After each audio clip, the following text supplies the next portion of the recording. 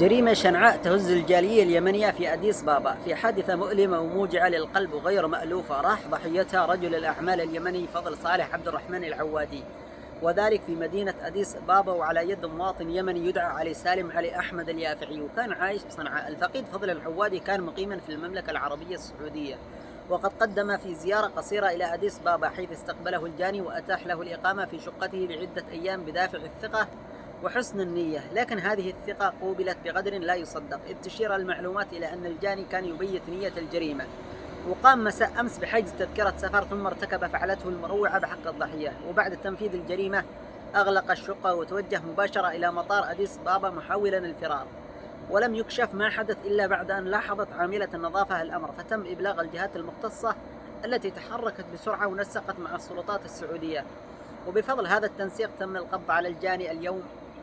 بعد وصوله لينال جزاءه العادل بإذن الله.